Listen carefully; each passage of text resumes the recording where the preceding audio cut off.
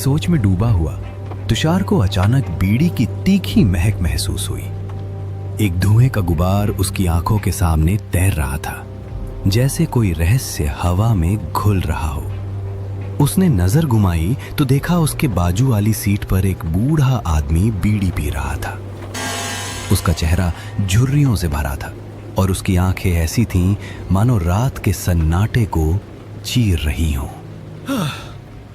अरे अभी तो ये बस लोगों से भरी थी, अचानक सब कहां गायब हो गए? ये कैसे हो सकता है?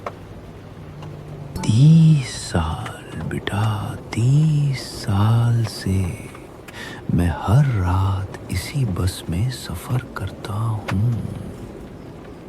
आधी रात के बाद इस बस में कोई इंसान चढ़ने की हिम्मत नहीं करता। भाई साहब, आप बिना इतने यकीन से कैसे कह सकते हैं? ये तो बस बारिश और थकान का असर होगा, कुछ नहीं।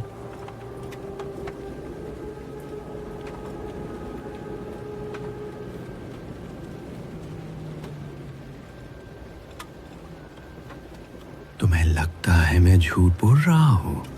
1 साल पहले इसी स्टॉप पर इसी बस में मैं चढ़ा था, जिस स्टॉप पर अभी बस रुकी थी। उस रात कुछ ऐसा हुआ जो मेरे दिमाग में आज भी चक्कर काटता है। बूढ़े की आवाज में एक अजीब सी ठंडक थी, जैसे वो कोई पुराना रहस्य खोलने वाला हो।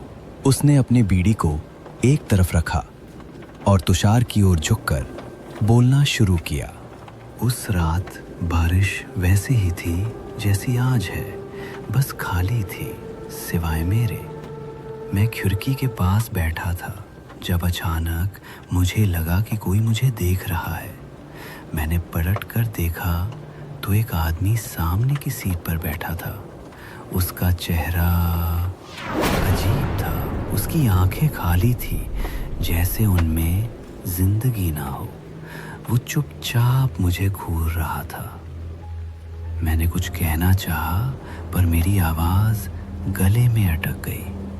अचानक उसने अपनी उंगली मेरी ओर उठाई और फुसफुसाया, तू यहाँ नहीं होना चाहिए। अगले ही पल वो गायब हो गया, जैसे हवा में मिल गया। अरे बाबा, ये तो कोई पुरानी कहानी लग रही है। शायद आपने कोई सपना देख लिया हो। नींद में ऐसा लगता है कभी कभी। सपना? बेटा, मैंने उस रात के बाद कई रातें जाग कर बिताई।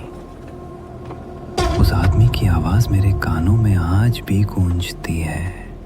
और सुन, उस रात बस रुकी भी नहीं थी, फिर भी वो गायब हो गया।